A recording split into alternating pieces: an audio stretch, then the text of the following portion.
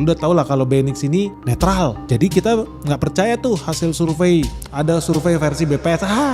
Hari gini. Ada survei versi Kompas, versi Tempe Bacem. Aduh nggak percaya lah. Kita makanya bikin survei sendiri. So lu penasaran nggak sih gimana sih hasil survei BNX terkait tentang kepuasan dia terhadap pemerintahan Prabowo? Lu penasaran nggak sih follower BNX itu mayoritas haters, pro, senang, happy, bahagia, atau sebel banget nih sama si Prabowo nih? Makanya lu jangan skip video ini. Yuk kita cek hasil survei BNX seperti apa. Jadi teman-teman bisa lihat ya, di YouTube kita udah bikin survei di YouTube Communities BNX. Ada 4.600 manusia yang isi votingnya. Dari tingkat pertama sangat puas 13%, puas doang 46%, tidak puas 31%, dan sangat tidak puas 10%. Jadi ini betul-betul murni ya, nggak ada settingan, karena gue juga nggak punya jempol sebanyak itu. 4.600 bikin akun palsu, bikin handphone baru, aduh capek banget. Nggak, ini real. 4.600 orang isi hasil survei, ternyata 46% bilang puas. Dan 13% itu isi sangat puas. Artinya follower BNX 4.600 orang, hampir 60% loh menyatakan puas. Wih, aman juga nih.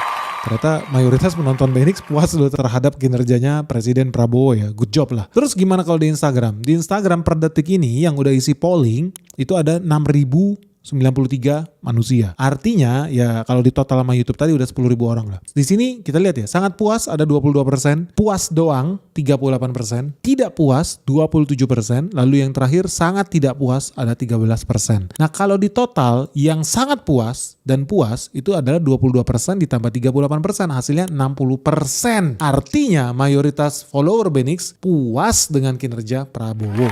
Tapi lu penasaran gak sih alasannya apa sih mereka itu puas sama kinerjanya Prabowo ya? Gue sih gak percaya tuh alasan-alasan yang ada di Kompas lah, Tempe Bacem lah, dan itu gak ada, itu kan media. Gue pun gak yakin itu murni, tapi kan BNX itu netral guys. Jadi kita lihat ya. Next kita baca komen, ada si Supian Suri. Dia bilang dia puas dengan kinerja Bapak Prabowo. Yang pertama, program swasembada beras mulai terasa di masyarakat. Ini masyarakat yang mana nih? Lu yang bener lu terasa gimana? Setahu gue harga beras mahal nih. Tapi memang di tingkat petani, kalau masyarakatnya petani, swasembada beras menguntungkan petani. Karena mereka sekarang gampang bertani, menguntungkan jadi petani. Jadi betul. Yang kedua, pemberantasan korupsi mulai terlihat. Ya, kita udah mulai melihat banyak koruptor-koruptor ditangkap nih sama Jaksa Agung nih. Mantap, Mr. Burhanuddin. Yang ketiga, banyaknya program bantuan masyarakat miskin ya. Tadi salah satu yang gue udah mention ya. Bener loh, ada bagi-bagi beras ke daerah-daerah, ke rakyat-rakyat miskin tuh betul. Lalu yang keempat, berani mereshuffle Menteri Keuangan. Yo, ini lagi ngomongin agen. Nah ini pasti fakta lah, lu semua udah tahu dipecat tuh orang. Nah yang kelima, mendengarkan aspirasi masyarakat. Ya memang namanya presiden ya, dia harus dengerin aspirasi masyarakat. Ini nggak hebat mah, ini memang ya normalnya begitu. Kalau dia nggak denger, budek berarti. Salah pilih orang, lu harusnya suruh tes kesehatan dulu. Jadi memang ini normal-normal aja ya, presiden mendengarkan aspirasi masyarakat. Bukan aspirasi mafia oligarki di luar sana. Bagus. Tapi kita cek deh pernyataannya si Supian Suri. Bener atau enggak? Indonesia swasembada pangan. Di Januari sampai Oktober 2025, produksi beras kita itu sudah 31,2 juta ton. Jauh lebih besar dibandingkan 2024. Januari sampai Desember itu cuma 30 juta ton. Jadi memang ada peningkatan. Ternyata ya produksi beras kita itu udah jauh lebih tinggi dibandingkan 6 tahun terakhir. So swasembada pangan itu real, betul. Sayangnya mafia beras itu ada. Walaupun kita swasembada pangan sama kayak sawit ya tahun 2022. Wah produksi sawit gitu tinggi. Tapi sawitnya langka, harganya mahal. Itu juga lagi dikerjain habis-habisan di Indonesia nih. Produksi berasnya naik, malah harga berasnya mahal. Gak masuk akal. Sedih deh, sedih. Nah soal pemberantasan korupsi. Tadi Supian Suri soal luar biasa dia bahas. Coba kita kupas aja. Bener gak sih? Oke, ada 8 kasus korupsi yang berhasil diungkap loh di eranya Presiden Prabowo. Pertama, korupsi tata kelola minyak mentah dan produk kilang. Jadi ada hubungannya dengan Pertamina dan menteri favorit kalian. Itu. Yang kedua, suap putusan perkara ekspor CPO, itu yang duitnya triliunan di Pejeng. Gue bilang berkali-kali ya. Salah satu 8 tuntutan BNX redenominasi itu lo harus laksanakan. Supaya duit 100.000 rupiah nilainya triliunan disimpan di belakang tempat tidur. Karena redenominasi BNX mencoret 03 biji di belakang angka itu, duit 100.000 hilang jadi 100. Cetak duit baru 100 perak. Duit lama otomatis gak berlaku. Koruptor itu bakal pusing guys. Lu memang boleh bilang, Pak ada orang korupsi simpen emas. Ada memang. Ada orang korupsi simpennya dolar Singapura. Ada banyak. Tapi percayalah jauh lebih banyak lagi koruptor tuh simpan duit dalam bentuk rupiah. Di belakang kasurnya. Di vas-vas bunga. Di ruang tamu. Di bawah sofa. Di bawah tempat tidur. Percayalah. Ini bakal panik nih kalau dijalankan program redenominasi BNX. Langsung hilang 3-0. Duit yang lama 100.000 1000 nolnya ada 3 itu hilang, panik mereka duitnya jadi nggak berlaku. Terpaksa mereka harus bakar itu duit karena udah nggak berlaku atau kasih ke bank, ngaku bersalah, siap didiskon 70% disita negara. Mantap gak? Makanya lu harus dukung tuh 8 tuntutan BNX. Lalu apalagi yang diungkap, korupsi pengadaan laptop Chromebook. Wah, memalukan ini guys. Sedih ya, padahal kita berharap kualitas pendidikan makin baik tapi ternyata disikat sama koruptor. Lalu korupsi kuota haji yang keempat. Yang kelima ada korupsi sertifikasi K3. Lalu yang keenam ada korupsi dana CSR Bank Indonesia dan OJK. Wah, akhirnya ada yang berani ngungkap ya. Selama ini gue kira malaikat itu berkantor di Bank Indonesia loh. Tapi di sini terbuka mata gue gitu loh. Gue shock tuh. Terus terang gue shock banget. Kok bisa-bisanya ya ada koruptor di Bank Indonesia? Gue nggak percaya guys. Betul nggak sih ini? Malaikat loh itu isinya Bank Indonesia. Lalu yang ketujuh ya, korupsi di Bank BJB, ini bank daerah. Yang kedelapan, korupsi terkait pemberian kredit di Sritex. Ini perusahaan tekstil nih terbesar di Jawa Tengah. Ya kita lihat aja ujungnya gimana karena semua masih dalam proses sidang. Tapi yang paling penting yang gue pengen lihat sih ada koruptor yang dihukum mati. Sampai detik ini nggak ada. Bisa nggak ya Prabowo mewujudkan cita-cita rakyat Indonesia bukan cuma bandar dihukum mati. Merusak berapa orang sih?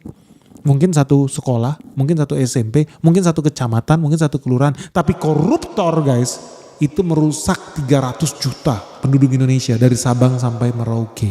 Dampaknya itu sampai lintas generasi.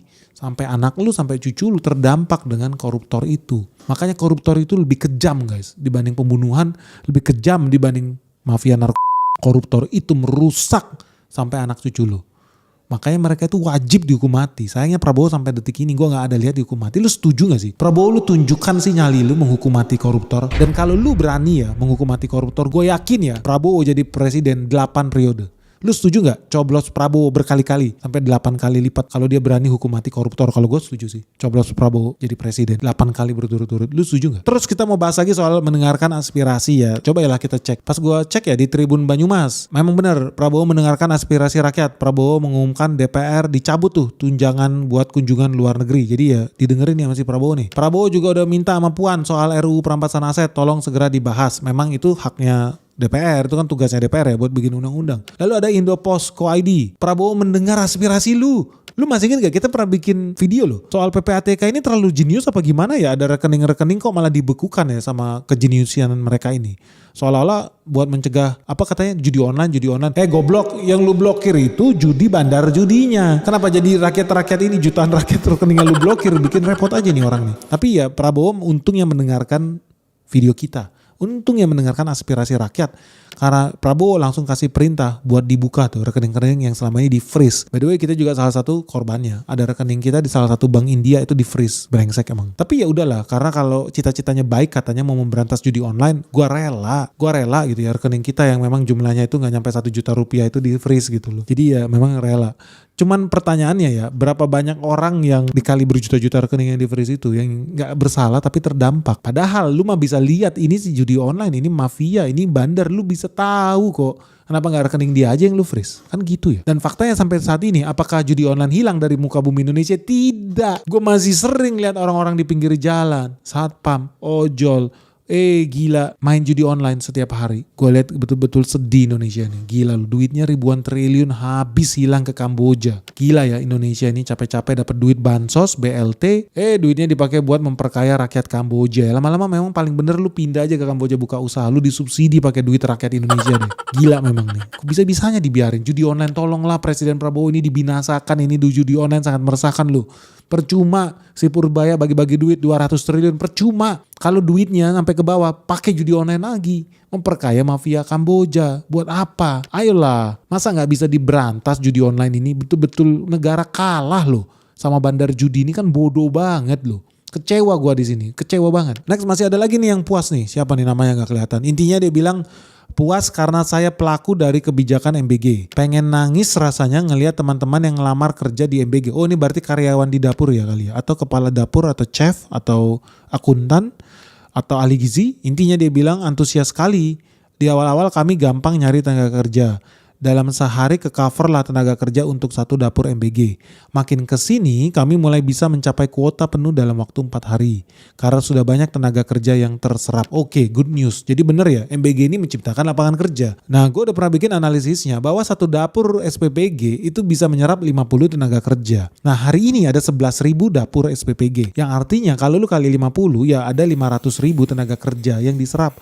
Kalau ada 100.000 SPPG dapur yang jalan, artinya ada 5 juta tenaga kerja yang diserap. Jadi memang ini sisi yang sangat baik loh dari penciptaan lapangan kerja. Karena satu kitchen bisa menyerap 50 orang buat tenaga kerja. Belum termasuk vendor-vendornya yang supply ke kitchen. Kita belum ngitung. Di situ ada petani beras, di situ ada petani sayur, ada petani jeruk, ada peternak ayam, nelayan. Yang kalau kita hitung ya satu dapur itu suppliernya bisa sampai 15. Jadi memang terbukti bahwa ya MBG menciptakan lebih banyak lapangan kerja. Anyway, gue juga mau bahas gini loh. Kita kan harus netral. Memang ada prestasinya lah si Prabowo ini lah. Jujur ya menurut gue Prabowo lu udah tau lah gue kan investor ya. Nanti gue kasih pandangan gue di akhir video ini. Tapi ada juga kritikan, ya saran buat Presiden Prabowo. Masih ada rakyat kita yang gak happy. Contoh si Gunawan Arnold tuh. Bandar Judol belum ditangkap. Good news Arnold. Thank you ya, lu udah suarakan. Harga BBM mahal, kualitas buruk. Setuju, brengsek memang. Memang menteri kita itu harus di reshuffle tuh Pak Prabowo. Please di reshuffle lah. Cuman dia terlalu kuat ya di partai kuningnya. Lalu ada juga ekonomi kita sangat lemah menurut si Arnold. Karena realitanya memang duit itu kering. Makanya si Purbaya sampai harus turunin 200 triliun karena dia melihat realita itu. Kalau dia melihat duit itu banjir di rakyat, dia gak bakal turunin itu duit. Jadi memang betul yang dibilang ekonomi sangat lemah. Tapi inget ya, semua itu ada proses. Kita melihat makin ke Desember juga bakalan makin baik. Peredaran duit di rakyat gua yakin akan makin naik tinggi. Lalu ada Okerana itu. Dia bilang apa? Urusan bersih-bersih masih belum ada yang dihukum mati. Nih setuju nih gua. Tadi gua ada bilang tuh. Koruptor itu harus dihukum mati guys. Bukan dikasih hukuman penjara. Enggak. Kasih hukuman mati. Udahlah. Senang mereka juga hukuman mati dibanding menderita di dunia ini. Kan katanya kalau mati masuk surga di sana lebih enak. Makanannya banyak. Udaranya bersih. Gak ada polusi. Gak bisa ditabrak orang. Gak ada busway. Jadi udahlah kasih mereka hal yang lebih indah. Hukuman mati masuk surga kok mereka ini. Terus di sini ada tanggapan Didik S. Jafar. Tidak ada penyelesaian konkret terkait korupsi. Yes, kita butuh penyelesaian konkret terkait korupsi. Kita apresiasi Kejaksaan Agung tangkap, gelar perkara, banyak kasus koruptor nomor wahid dikarungin sama Jaksa Agung sampai dia diancam ya sama oligarki. Ya kita seneng lah, tapi tolong ada penyelesaiannya lah yang konkret. Anyway guys, kita udah masuk ke akhir video ini. So lu penasaran gak? Benix itu kesimpulannya puas atau tidak puas dengan Prabowo? So kalau menurut kalian gimana guys? Lu happy atau enggak dengan Prabowo? Kalau gue sih sangat happy dan sangat optimis ya. Ekonomi kita bakal tumbuh terus. Apalagi ya kita punya beberapa menteri yang menurut gue oke lah. Memang mayoritas tidak oke gitu. Mayoritas ya bisa juga membantu program food estate lah di Papua. Tapi ya overall gue masih pede ekonomi kita bakal terus membaik. Nah, ya banyak lah yang memang yang harus diperbaiki guys di Republik ini. Tapi menurut lu gimana ya? Siapa menteri yang wajib di reshuffle? Dan masih optimis gak lu dengan pertumbuhan ekonomi 8%? Dan yang paling penting nih buat teman-teman semua, lu puas atau tidak puas dengan kinerja Prabowo? Semoga video ini bermanfaat. Salam sehat, salam cuan, bye-bye.